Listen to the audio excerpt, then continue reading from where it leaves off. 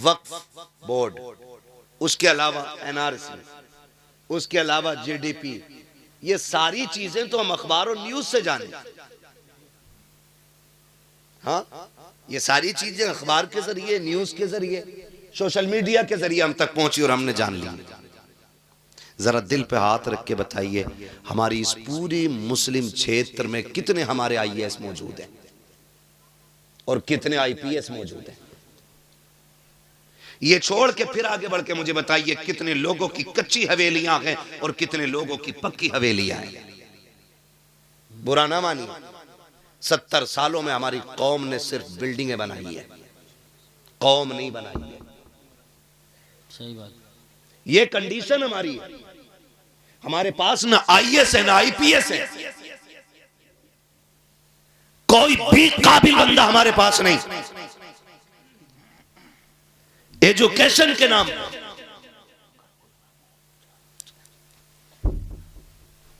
Education के मामले में हम सबसे पीछे। आज फख्र करता है, देखो ना, तो मैंने 4 मंजिल बनाई है, कदम रख दो, दुआ कर दो। अबे 4 तो बनी गई, अब क्या रह गया? दुआ कर दो। 4 मंजिल में दुआ कराने नहीं, खाली पत्थर दिखाने ले जा रहा है कि जितना पत्थर लग रहा है ना, ये सारा मकराना का आया हुआ है। सही कह रहा हूं यूसुफ भाई?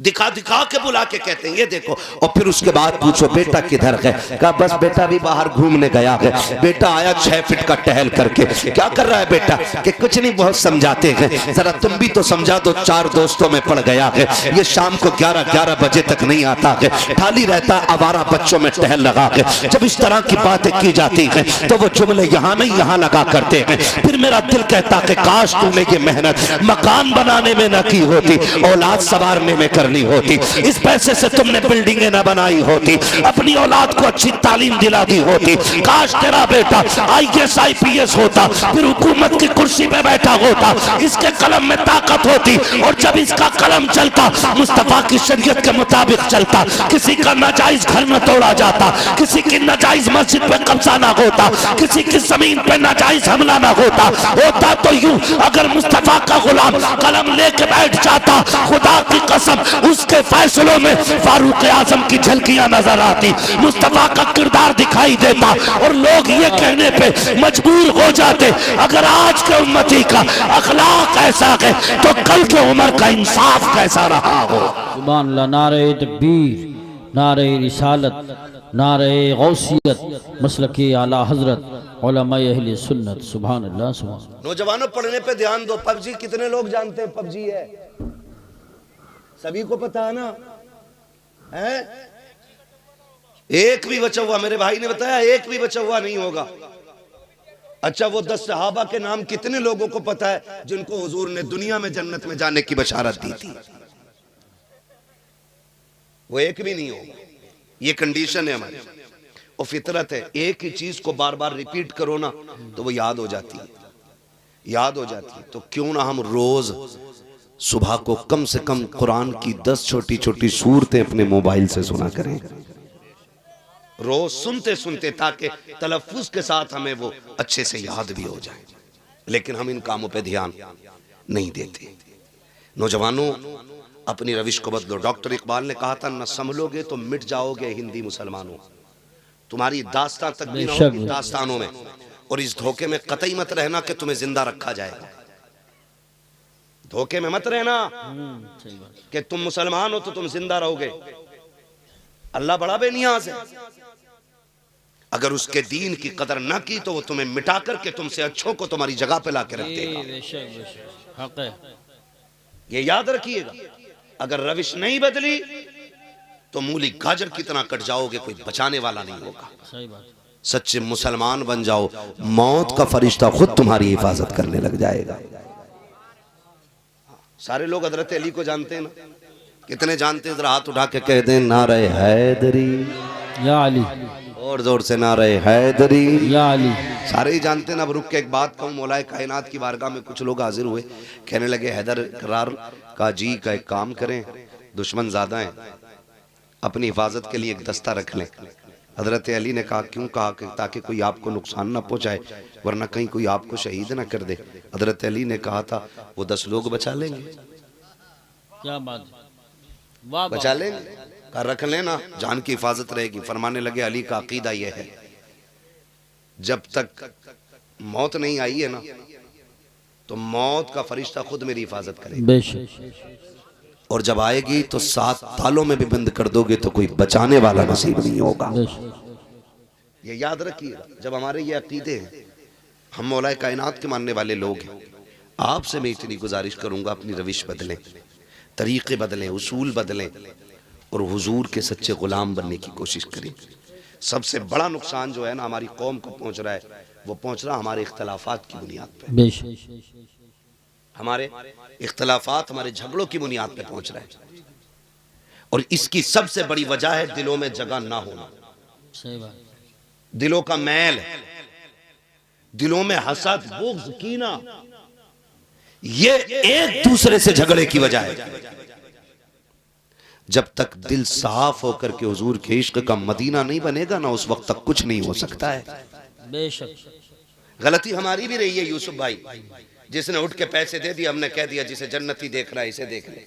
ऐसा लगा जैसे जन्नत का टिकट हमारे ही पास था। सही बात है, गलत, हमने माहौल बिगाड़ के रख दिया, हमने लोगों के जहन खराब किए, झूठी तारीफें कर करके। सही बात, एक किस्म की दलालियां की लोगों ने मिंबर पे बैठ के, जैसा भी रिश्वत का पैसा था कहा जन्नती है, सूद का पैसा था जन्नती है।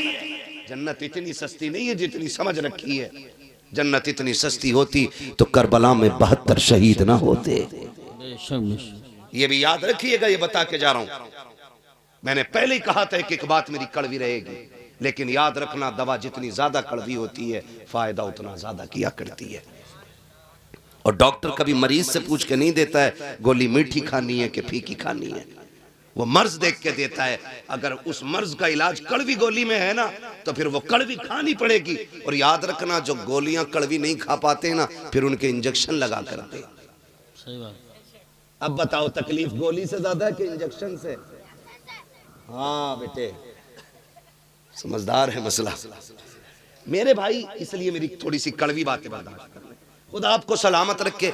ये जो नफरतें हैं ना ये खत्म करें। आज गांव-गांव पार्टी बंदी आ गए, आज गांव-गांव में मोहल्ले मोहल्ले के अंदर आज बंटवारे हो गए हैं। भाई ने भाई के बीच दीवार खड़ी कर रखी है। बताओ जब अपने अपनों के खिलाफ मुकदमे करेंगे तो गैरों को मौका क्यों नहीं मिलेगा? जाओ कोर्ट कचहरी जा करके देखो तो सही, सबसे ज्यादा झगड़े करने वाले भी हम हैं, मुकदमे करने वाले भी हम हैं, तारीख भी हमारी सबसे ज्यादा है, जेलों के अंदर हम सबसे ज्यादा हैं। इमरजेंसी वार्ड में हॉस्पिटल ले जाओ, जितनों के सर फटे मिलते हैं जाके पूछो कैसे फट गया। एक्सीडेंट का, हादसे का केस होगा या फिर सगे भाई ने लाठी सर पे मारी होगी तब जाकर के ये इंजरी हुई है। मैं पूछना चाहता हूँ मुझे बताओ तो सही ये नफरतों की वजह क्या है? कोई टके टके के लिए नफरतें कर रहा है, कोई जमीन के लिए झगड़े कर रहा है, कोई पैसे के लिए अपनों के गले पे तमंचे रख करके गोलियां दाग देता है। मैं पूछना चाहता हूँ क्या पैसे की कीमत अपनों से ज्यादा है? क्या पैसे की कीमत अपनों की जान से ज्यादा है? क्या दौलत अपनों से ज्यादा अहम हुआ करती है? और तुम्हें खुदा का वास्ता अगर रुपए 2 रुपए का झगड़ा आ जाए, लाख 2 लाख की बात आ जाए तो तुम्हें खुदा का वास्ता कभी अपनों पे हाथ ना उठाना, अपनों पे मुकदमे ना करना, अपनों की गर्दनों पे खंजर ना चलाना। और तुम क्या जानो ये दौलत मेहनत से मिलती है लेकिन रिश्ते खुदा की रहमत से मिला करते हैं। कान खोल के सुन लेना, अगर तुमने किसी अपने का कत्ल कर दिया तो याद रखना उसके जनाजे तुम्ही को उठाने पड़ेंगे, उनके आंसू तुम्ही को पहुंचने पड़ेंगे, जनाजे उठाने गैर नहीं आएंगे। और तुम्हें खुदा का वास्ता कभी अपनों के खिलाफ ना जाना। अगर रुपए 2 रुपए की बात हो, लाख 2 लाख की बात हो, बीघा 2 बीघा की बात हो, उसको ये कह के दे दे सुन तेरी रगों में मेरे बाप का लहू है इसलिए तुझे मैं हक माफ कर रहा हूँ। कयामत में खुदा कह देगा तेरा रिश्ता मेरे मुस्तफा से मिल रहा है इसलिए मैं तेरे गुनाह माफ कर रहा हूँ।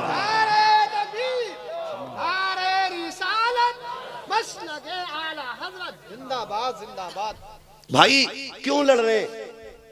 कब तक? हालात ये है। मस्जिद में भी बैठा है ना तो करवट में देख ले कोई है तो ना। ये मस्जिदों के हालात है।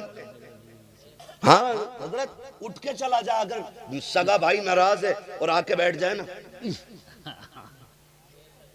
गैरत नहीं आती है?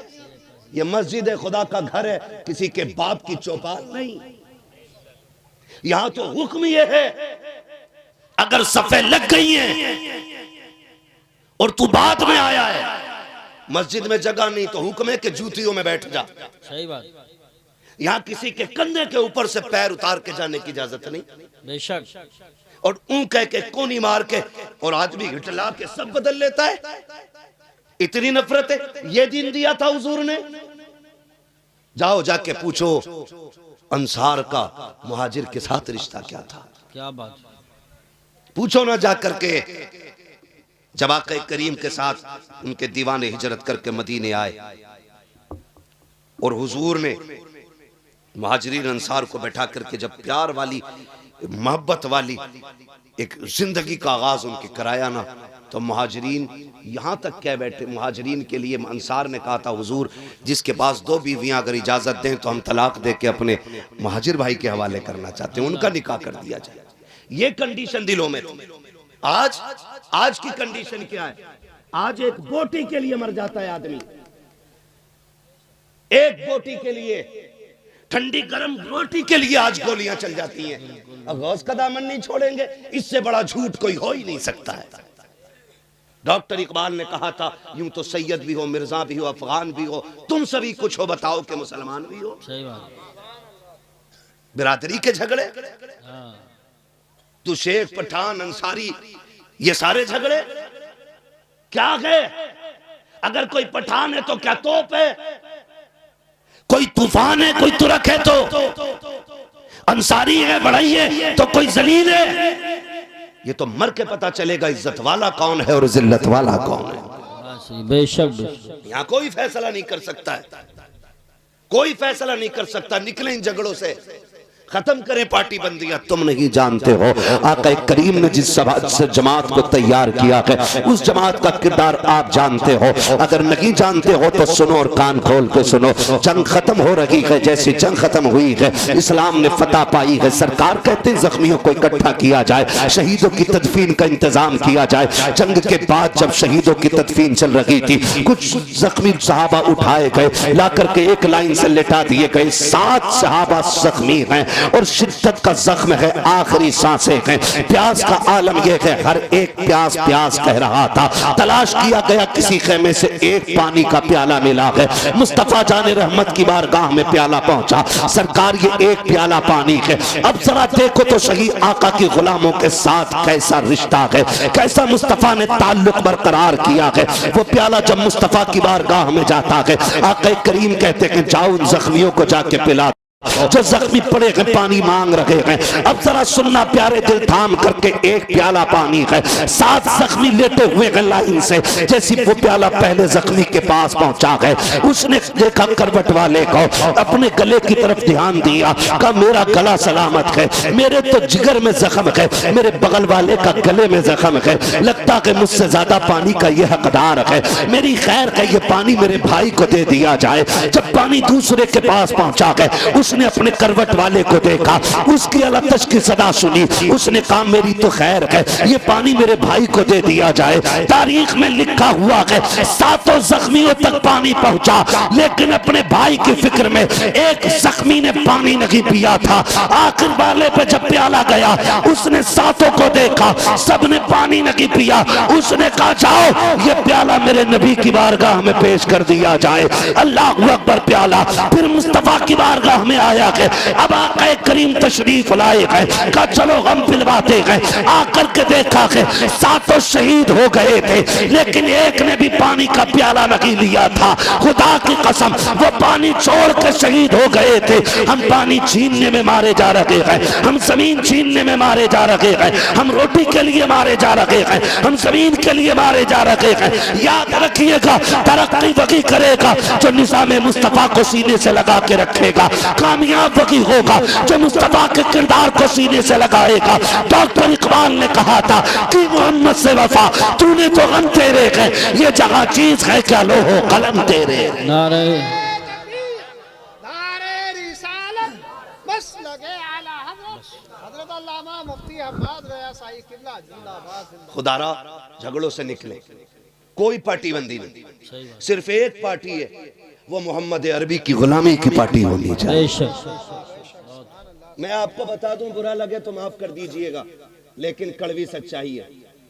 झगड़े करने वाले लोग खुद नहीं होते, एक फुलझड़ी होती है उनके बीच में। हाँ, बस सही। जिसे चुगलखोर कहते हैं। इधर की उठी उधर कह दी, इधर से गया उधर कह दी। और हम बेवकूफ़ी वहां कर जाते हैं, जब कोई हमसे किसी की बुराई करता तो एक कप और पिलाते हैं। लाओ शान रब को एक कप और पिलाओ। इनने बड़े काम की बात बताई है, सुने। जो तुम्हारे पास आके किसी की सुना रहा है ना, वो तुम्हारी भी जाके दूसरों से बताता है। अगर कोई किसी की बुराई तुम्हारी बैठक, तुम्हारे घर, तुम्हारे दरवाजे, तुम्हारी महफिल में छेड़ दे तो कह उठ, यहां किसी दलाल की जरूरत नहीं है। नंबर एक, चुगलखोरी से घर की बरकत भी उड़ती है और फिर बंदा जहन्नमी भी होता है। लड़ने वालों से ज्यादा कुटाई लड़ाने वालों की होगी। और कुछ लोगों की सियासत इस पे होती है, पहले लड़ा दिया और फिर पंचायत कराने बैठ गए और फिर बन गए अच्छे। होशियार रहना, हम लड़ेंगे तो हुजूर के लिए और लोगों से मिलेंगे तो हुजूर के लिए। हमारी दुश्मनी का मैयार भी अल्लाह और उसके रसूल की जात होनी चाहिए, और हमारी दोस्ती का मैयार भी अल्लाह और उसके रसूल की जात होनी चाहिए। ये सारे नौजवानों से गुजारिश करके जा रहा हूं। और अगर लड़ गए हो ना, नाराजगी हो जाती है। जब एक पल्लिया में कई बर्तन होते हैं तो खटकते जरूर है। हो गई आप, अगली बार में सलाम कर लो। हसनैन करीमैन में न किसी बात को लेकर के ना भाइयों में थोड़ी सी नाराजगी हो गई। अब सुने, नाराजगी हो गई ना तो इमाम हुसैन छोटे, इमाम हसन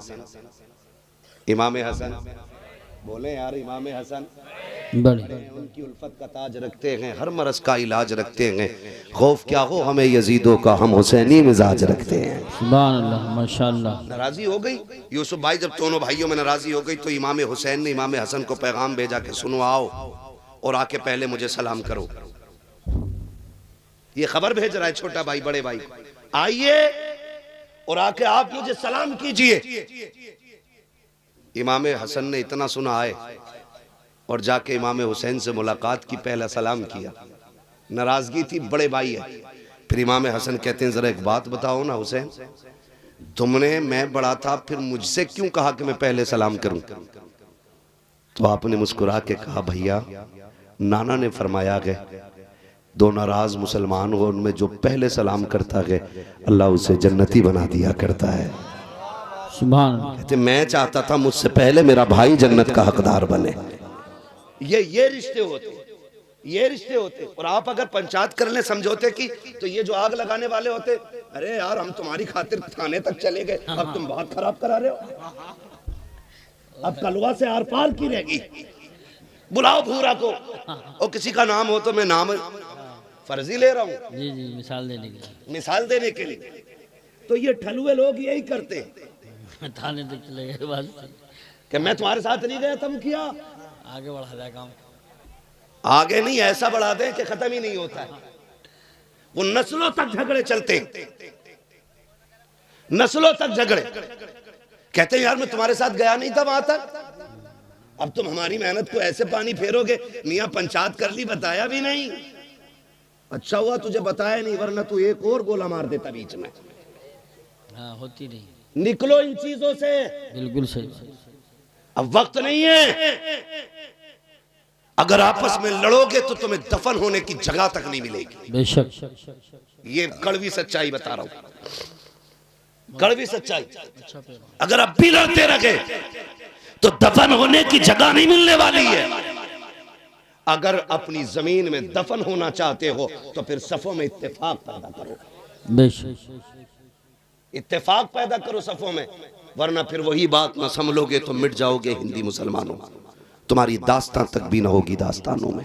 पैसा है हमारे पास, दौलत है, शोहरत है, सब कुछ है, अगर क्या नहीं है तो फिर सुने मुस्तफा का दिया हुआ दीन नहीं है।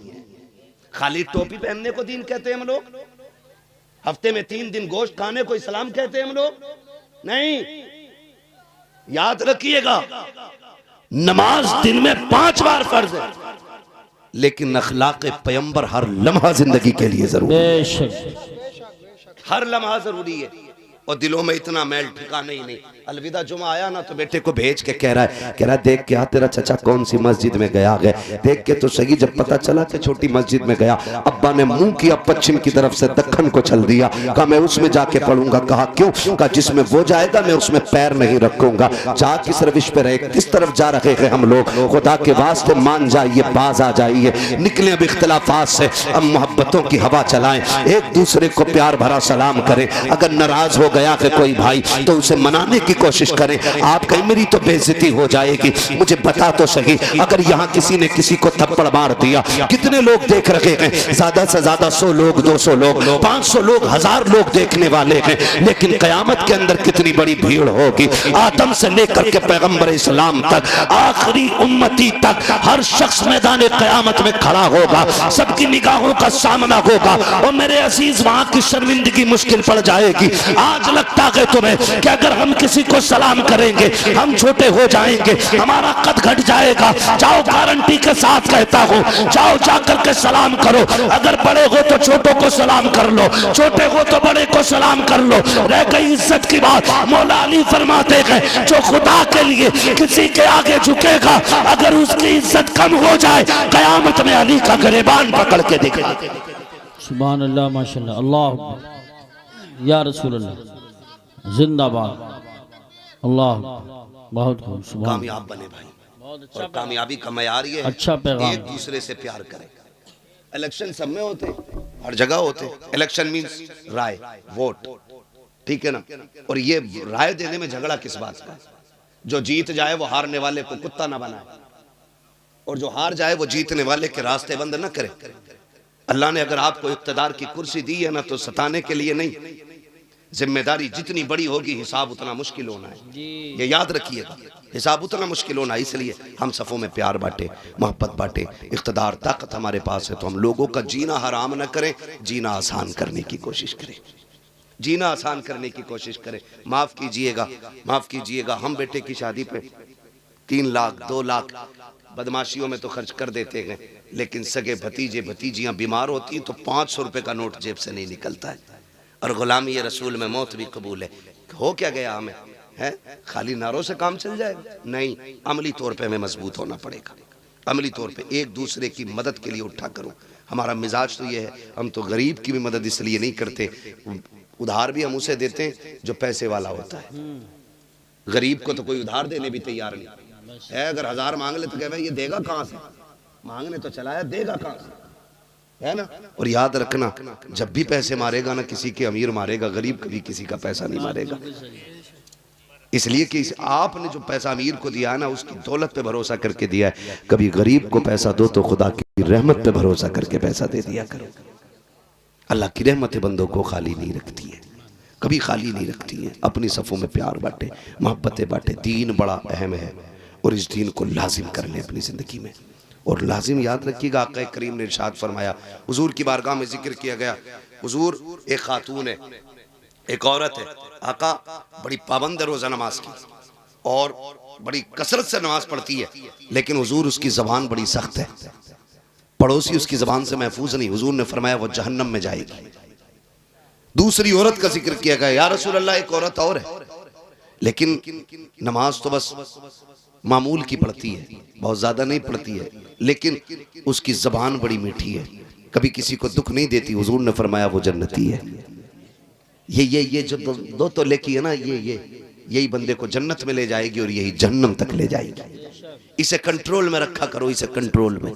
ये कब्जे से बाहर होती है ना, सारे आज़ाए बदन सुबह को सबसे पहले इस ज़बान से 70 मरतबा कहते हैं तू चैन से रहना, अगर तू चैन से रहेगी तो हम सुकून से रहेंगे, अगर तू फालतू चल गई तेरी वजह से हम गुनाह में मुलव्विस होकर के हम अजाब में गिरफ्तार हो जाएंगे।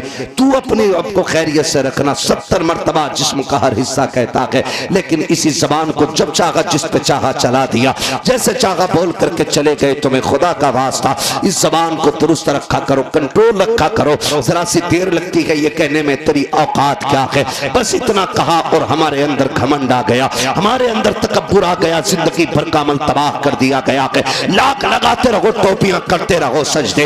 अगर हल्का सा घमंड तबीयत में आ गया है, फिर तुम्हारी इबादतें काम नहीं आने वाली है, फिर रियासतें काम नहीं आने वाली है, फिर जितने चाहो वीडियो बना करके नेकियां करते रहो, फिर कुछ होने वाला नहीं है। अपने आप को इतना नीचा दिखाया करो, कोशिश किया करो कि हम सबसे छोटे बन के रहा करें। जरूरत नहीं कि टांग पे टांग रख के बैठने की चार लोगों में। अगर आज दौलत आ गई है, इतराने की जरूरत नहीं है। अगर दौलत है तो जाओ कभी कब्रिस्तान जाकर के चक्कर लगाओ और देखो वहां जाकर के कैसा कैसा अमीर पड़ा है। आज कागज के पैसे हैं, लोगों ने उस दौर में दौलत देखी है जब पैसे कागज के नहीं सोने के हुआ करते थे।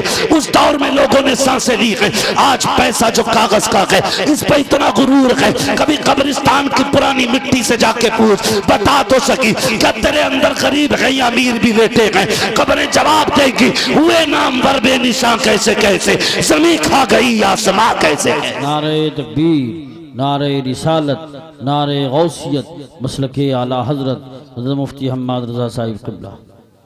करेंगे इंशाअल्लाह, एक दूसरे को माफ करेंगे इंशाअल्लाह।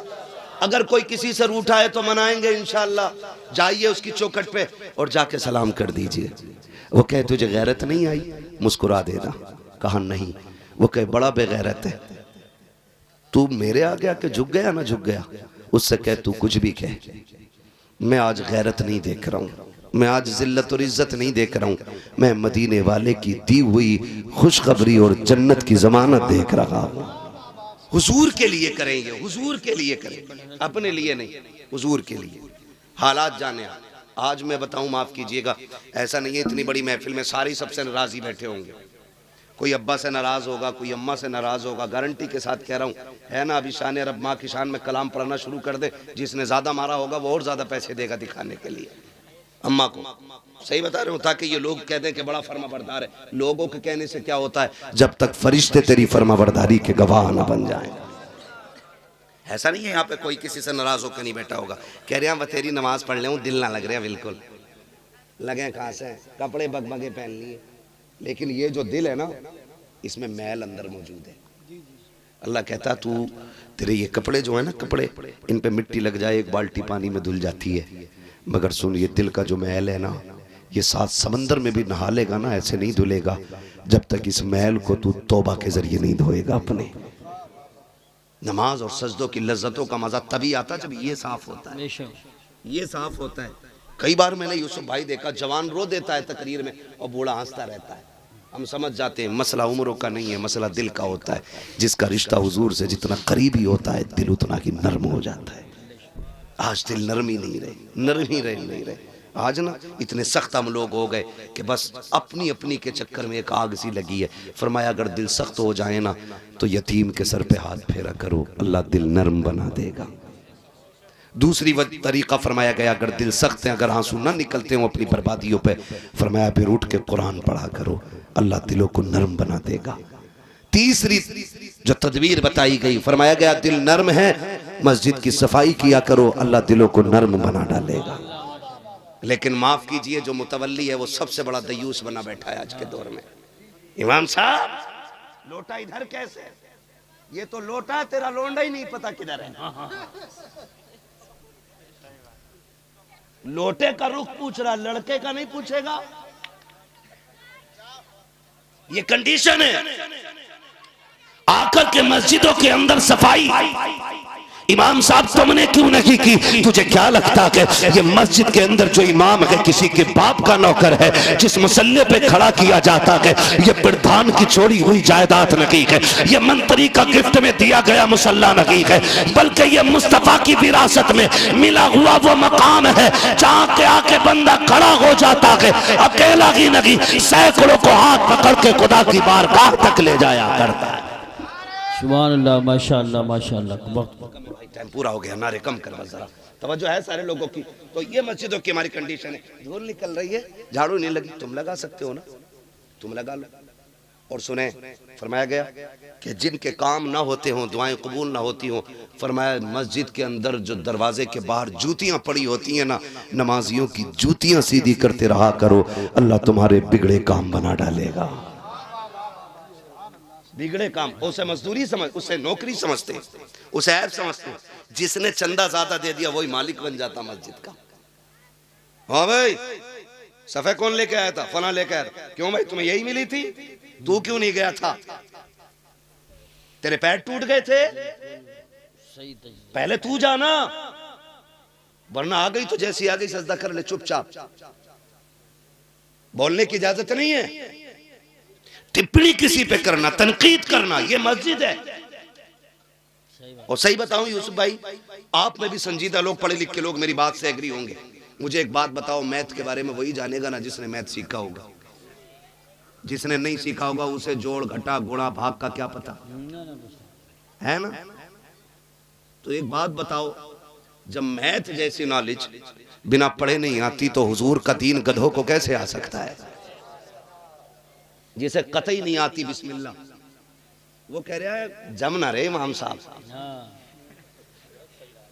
है? क्या कहते? हाँ, किरत सही नहीं है। और पूछो किरत किसे कहते हैं, तो कोनी मार के कहता है तू बता भाई गुड्डू, कलमा सही नहीं है। फिर फंस जाते। निकलो इन चीजों से यार, क्यों, क्या फायदा इनमें? मैं नौजवानों तुम्हें बता रहा हूं, अगर कोई खूसट बिगड़ायल बुड्ढा है उससे मेरा कोई मसला नहीं। मैं नौजवानों से बता के जाना चाहता हूं, कभी उलमा के खिलाफ जुबान ना खोलना। सही बात। अगर अल्लाह नाराज हो गया तो 7 पुश्तों तक कोई आलिम पैदा नहीं होगा। और ये सबसे बड़ा अजाब होता है कि नस्लों में इल्म दीन का जानने वाला ना हो। ये इससे बड़ा अजाब मेरी नजर में कोई नहीं। ये सबसे बड़ा अजाब है कि इल्म की बरकत उठा ली जाए। इसलिए कभी ना बोलना। अगर आपकी समझ में कोई बात नहीं आ रही है, इनके अंदर कमी है, तो ये बात इस आलिम से पूछिए आप कि फला शख्स के अंदर ये कमी लगती है, आप बताइए क्या हुक्म शरीयत का। अगर वो ये कह दे कि ऐसे शख्स के पीछे नमाज नहीं है, तो फिर हाथ पकड़ के इनसे मिला, ये खुद समझा देंगे मुसल्ला छोड़ दो। मुसल्ले का हकदार वो होगा जो हुजूर का सच्चा वारिस होगा। हमें कोई फैसला खुद से नहीं करना। अगर पूछ लो दुआए कुनूत तक हमें, ये कौन सी होवे, ये कौन सी होवे? अभी इंटरव्यू ले रहे थे मारूफ भाई हमारे बरेली शरीफ के, तो वो इसी तरह के कुछ वीडियोस बनाते, तो वो इंटरव्यू ले रहे थे मज़ार पे जाके, एक से पूछ रहे दुआए कुनूत याद है? तो कह रहे ये क्या होती है? ये कंडीशन है लोगों की। एक से किसी ने पूछा, मज़ार पे बैठा था, उसने कहा किसकी उम्मत हो? तो बड़े मियाँ कह रहे कि अभी कल ही आया हूं, पता नहीं है साहब। ये कंडीशन है। ये उम्मत का मतलब जिस कौम को मालूम ना हो, वो दावा करती है कि हम इस्लाम का परचम कोने कोने में लहराएंगे।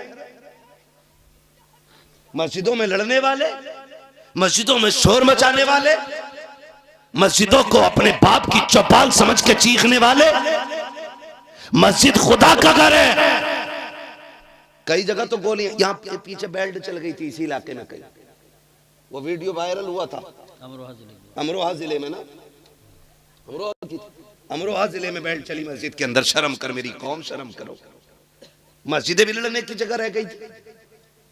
कितना चैनल पे चलाया उनको न्यूज वालों ने, कितना मजाक बनाया गया इस्लाम का।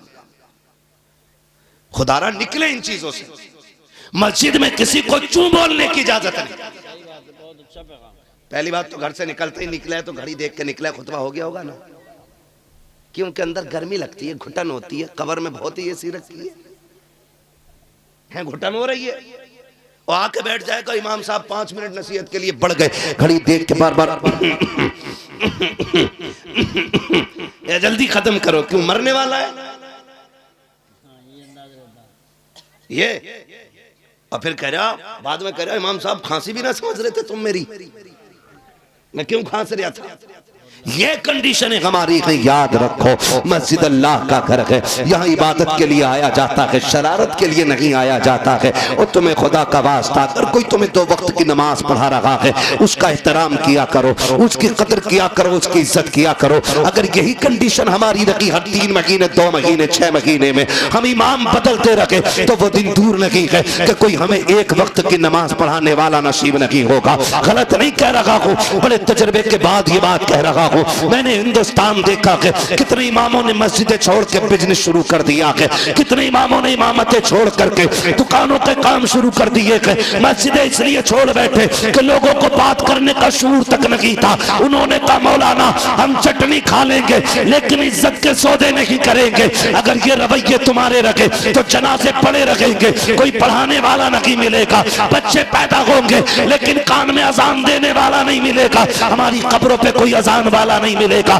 हमारे जनाजे पढ़ाने वाला कोई नहीं मिलेगा। अगर तुमने उलमा की कदर नहीं की तो खुदा की कसम खा के कहता हूँ नस्लों से दीन की बरकत उड़ जाएगी। अगर ये चाहते हो नस्ल दीन में बाकी रखे, दीन नस्लों में बाकी रखे, अगर तुम ये चाहते हो हमारी महफिलों के दरमियान कुरान पढ़ने वाले रखे, इनकी इज्जत किया करो, इनकी कदर किया करो, इसलिए कि अगर इनकी कदर करोगे हर शख्स चाहेगा काश मेरा भी बेटा कुरान का कारी बन जाए। वाह वाह वाह, जिंदाबाद, नारे तकबीर, नारे रिसालत, जिंदाबाद जिंदाबाद। और मेरे भाई करेंगे ना इंशाल्लाह झगड़े खत्म, अगर हैं तो। मुझे नहीं पता आप कैसे लोग, मैंने पहली कहा मेरी पहली मुलाकात, अगर हैं तो ये भी खत्म कीजिए।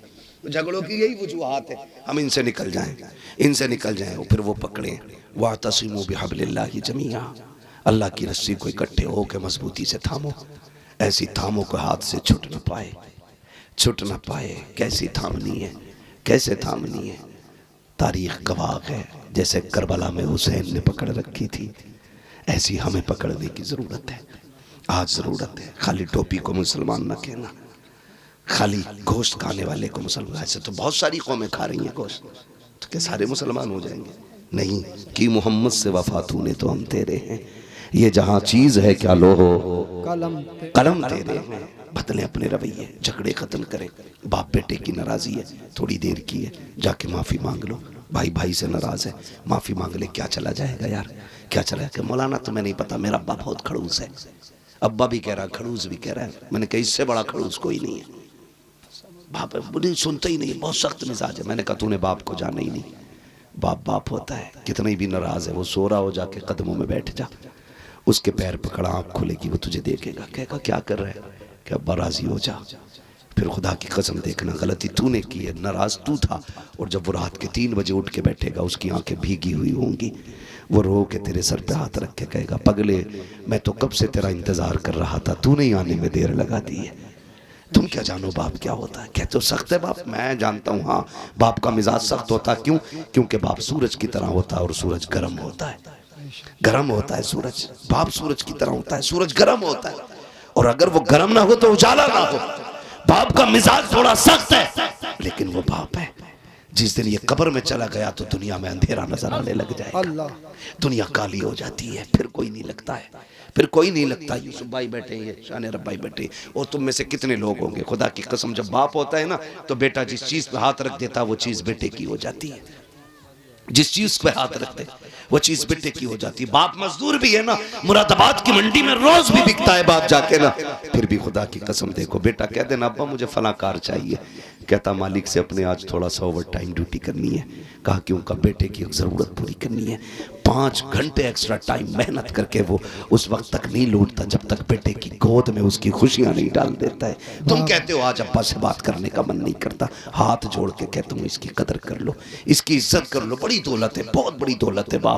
कभी यतीम से पूछो बाप क्या होता है, कभी उससे पूछो जिसने बाप खो दिया कि बाप के जाने का गम क्या होता है, बाप के बगैर जिंदगी कैसे कटती है। कहते हो माफ नहीं करेंगे, मैं कहता हूँ खुदा की कसम जाके बैठ के तो देख, उससे ज्यादा मीठा किसी का लहजा ही नहीं हो सकता है, किसी का लहजा नहीं हो सकता है। तुझे याद नहीं तो याद दिला दो, जब तू चल नहीं सकता था, दौड़ नहीं सकता था, तुझे कंधे पे लेके बाप चलता रहा, कहता कि वो मुझे माफ नहीं करेंगे। तुझे क्या पता है पगले, जब दीवार पे कौवा बैठा उसने 40 मरतबा तूने कहा था अब्बा ये क्या बैठा है, तो बाप ने 100 मरतबा तुझे बताया था बेटे इसे कौवा कहते हैं। और बाप की जरा सी नजर क्या कमजोर हुई, उसने कहा बेटे क्या टाइम हो गया, तो बाप से बेटा कहता अब्बा 3 बज रहे हैं, थोड़ी थोड़ी देर गुजरी, बुढ़ापे की वजह से दिमाग कमजोर हो गया। फिर क्या बैठा बेटे, अब कितना टाइम हो गया?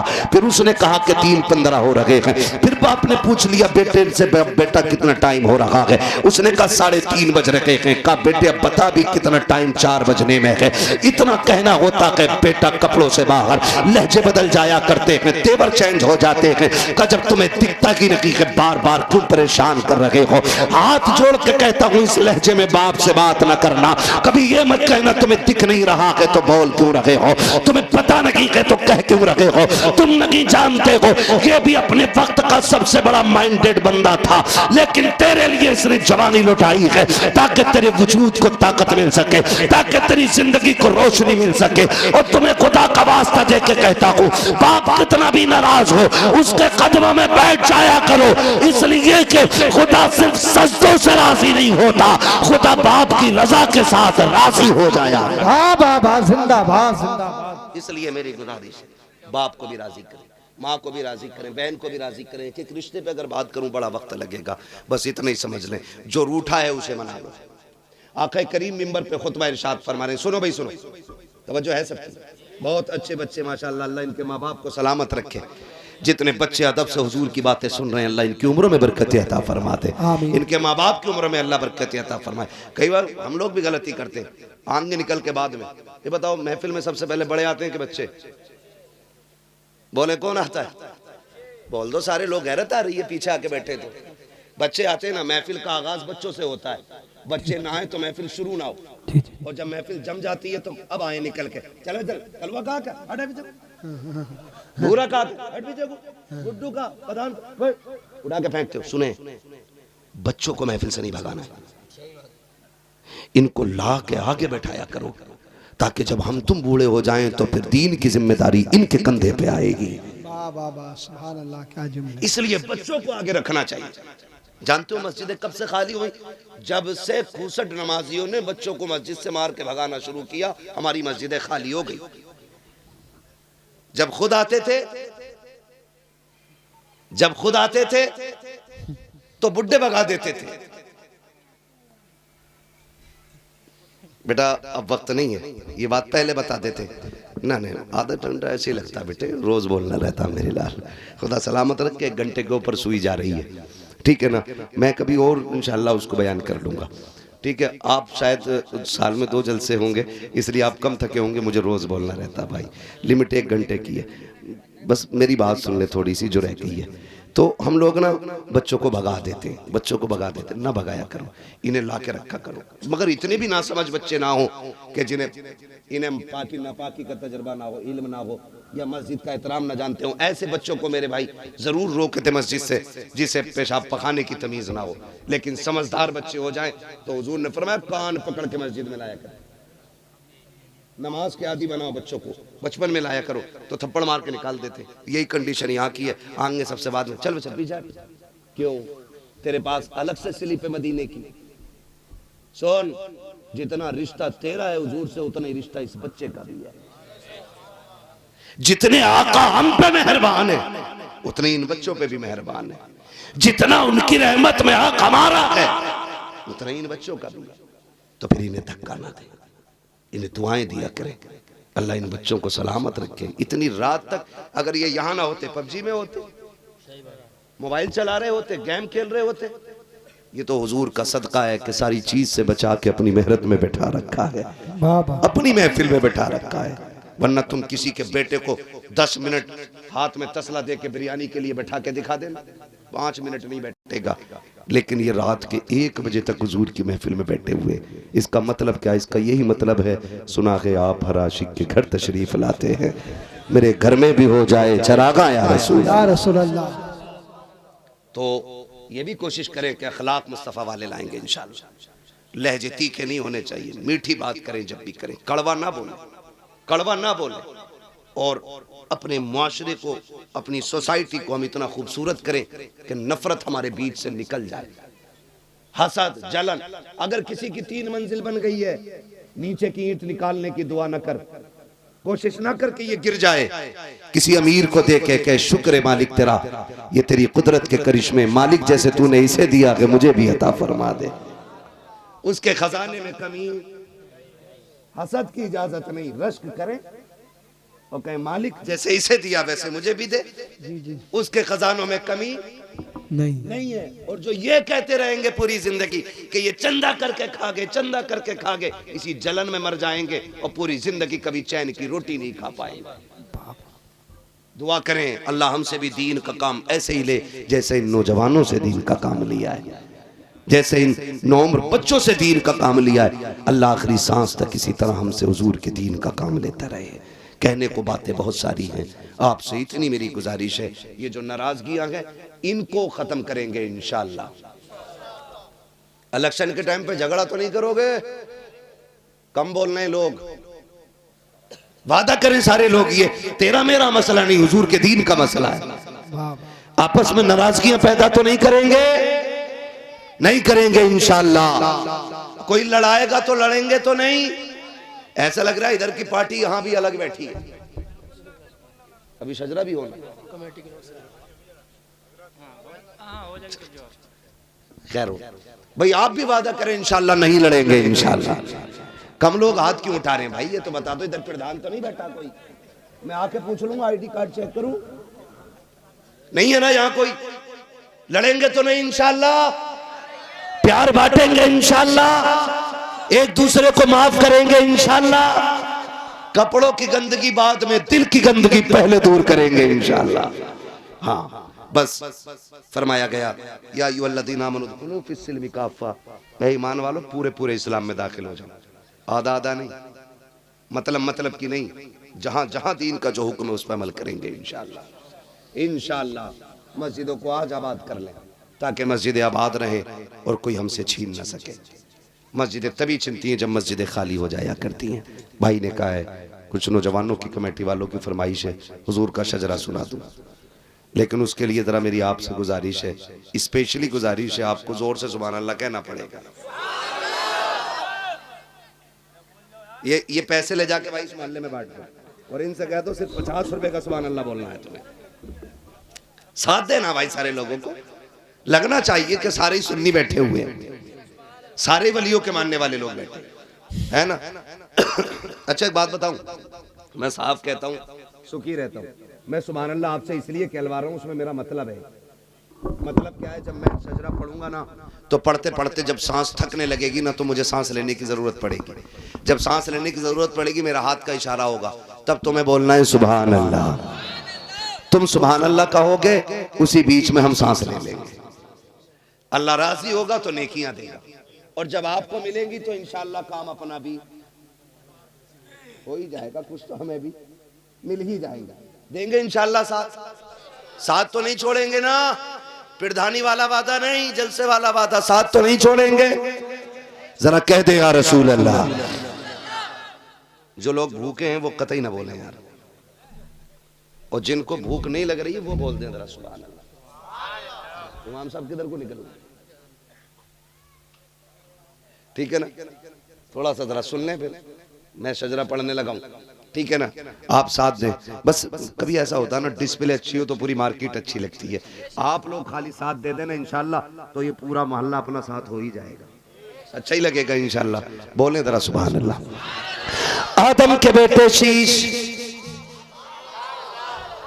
लल्ला बचपन में घुटने पकड़ लिए मेरे लाल, छोड़ दे यार, बुढ़ापे में तो पकड़ना ही है चल के। बहुत कम उम्र का बच्चा घुटने पकड़ गया, अल्लाह खैर करे।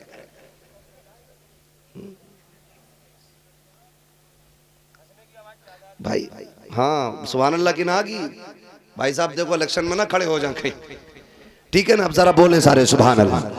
अच्छा आप चुप ना, जरा आप बोल के दिखाओ, शायद दूरी की वजह से ना आ रही हो, बोले जरा सुभान अल्लाह। हाँ भाई दूर बैठे जरा, हाँ इसलिए आवाज हल्की आ रही थी, ठीक है ना? अब सारे बोलो सुभान अल्लाह। आदम के बेटे शीश, शीश के बेटे अनस, अनस के बेटे कैनान, कैनान के बेटे मेलाइल, मेलाइल के बेटे व्यारत, व्यारत के बेटे इदरीस, इदरीस के बेटे मुतवशिक, मुतवशिक के बेटे लमकने के नाम, लमकने के नाम के बेटे नूह, नूह के बेटे साम, साम के बेटे जुलात, जुलात के बेटे शालिक, शालिक के बेटे आबिर, आबिर के बेटे दाता, दाता के बेटे रावा, रावा के बेटे सारू, सारू के बेटे नाखुर, नाखुर के बेटे तारिक, तारिक के बेटे इब्राहिम खलीलुल्लाह, इब्राहिम खलीलुल्लाह के बेटे इस्माइल ज़बीहुल्लाह, इस्माइल ज़बीहुल्लाह के बेटे केदार, केदार के बेटे अवाम, अवाम के बेटे अमल, अमल के बेटे साबित, साबित के बेटे सलमान, सलमान के बेटे रईसा, रईसा के बेटे इलियासा, इलियासा के बेटे ओदोद के बेटे अव्वा, अव्वा के बेटे अदनान, अदनान के बेटे मोहित, मोहित के बेटे नदार, नदार के बेटे मुदर, मुदर के बेटे इलियास, इलियास के बेटे मुदरिका, मुदरिका के बेटे खदीमा, खदीमा के बेटे किनाना, किनाना के वाह वाह वाह किनाना के बेटे नदर, नदर के बेटे मालिक, मालिक के बेटे फार, फार के बेटे गालिब, गालिब के बेटे लुई, लुई के बेटे काब, काब के बेटे मुर्रा, मुर्रा के बेटे किलाब, किलाब के बेटे कुसै, कुसै के बेटे अब्द मनाफ, अब्द मनाफ के बेटे हाशिम के, हाशिम के बेटे अब्दुल मुत्तलिब के, अब्दुल मुत्तलिब के बेटे अब्दुल्लाह के, अब्दुल्लाह के बेटे मुहम्मदुर रसूलुल्लाह।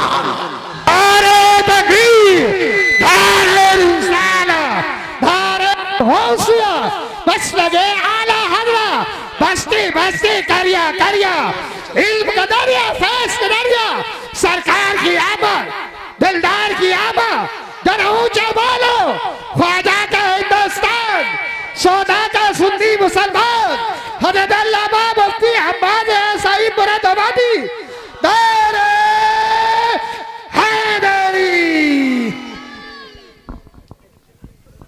तवज्जो है, अल्लाह ताला हमारी इस महफिल को अपनी बारगाह में कबूल फरमाए।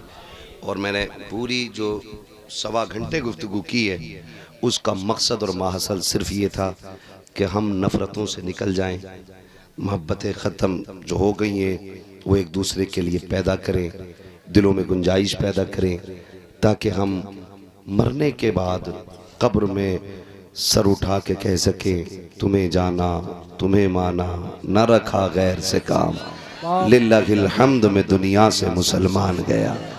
क्या फ़र्क पड़ता है मस्जिद से कौन क्या ऐलान करे, कोई मुखिया, कोई प्रधान, कोई जिम्मेदार कहे फला आदमी चला गया, कोई नतीजा नहीं और कोई मतलब नहीं। मज़ा तो तब है जब हम जनाजे पे जा रहे हों, लोग पूछते हैं किसका जनाजा है, तो हमारे कफन की खुशबू कहे लहद में इश्क रुखे शह का दाग लेके चले, अंधेरी रात सुनी थी चराग लेके चले, तेरे गुलामों का नक्शे कदम है राह खुदा, वो क्या भटक सके जो ये सुराग लेके चले, जो ये सुराग लेके चले। मसलक अहले सुन्नत, मसलक आला हजरत पे पाबंदी से कायम रहिएगा, इस मसलक को मजबूती से थामे रहिएगा। यही मसलक, यही रास्ता हमें हुजूर की रजा और वफा की तरफ ले जाने वाला है, और इसी नाम के जरिए इंशाअल्लाह हम क़यामत में भी पहचाने जाएंगे, क़यामत में भी पहचाने जाएंगे। कई ना लोग कह देते होंगे, कह देते हैं जी कब्र में मसलक का कोई सवाल नहीं होगा, तो सुने मसलक का ही सवाल कब्र में होना है। तो पूछा जाएगा ना मा कुंता तक़ूलु फ़ी हक़्क़ि हाज़ा रजुल, इनके बारे में क्या कहता था, इनके बारे में क्या कहता था। वहाँ भी कहेंगे इनको बड़े भाई की तरह कहता था, दे लठ ले लठ। वो कहेंगे गाँव के चौधरी की तरह, दे मुक्का ले मुक्का। ऐसी ऐसी बातें करेंगे, चौधरी की तरह, गांव के प्रधान की तरह है। और जब किसी बरेलवी से पूछेंगे इनके बारे में क्या कहता था, तो बरेलवी देख के कहेगा सरवर कहूँ के मालिको मौला कहूँ तुझे, बाग़े खलील का गुले ज़ेबा कहूँ तुझे, तेरे तो वस्फ़ ऐब तनाही से है बरी, हैरान हूँ मेरे शाख में क्या क्या कहूँ तुझे। अल्लाहु अकबर। जब ये जुमले होंगे फिर खुदा की रहमतें भी हमारी होंगी और उसके करम से जन्नत भी हमारी हो जाएगी। वाह वाह वाह। मसलक अहले सुन्नत, मसलक आला हज़रत पे पाबंदी से कायम रहे, सारे बुजुर्गों के वफादार रहे, किसी बुजुर्ग को बहाना बना के किसी बुजुर्ग को गाली ना दे, किसी बुजुर्ग की वजह से किसी बुजुर्ग से नफरत ना करें। मसलक आला हज़रत ये है कि सारे बुजुर्ग हमारे हैं,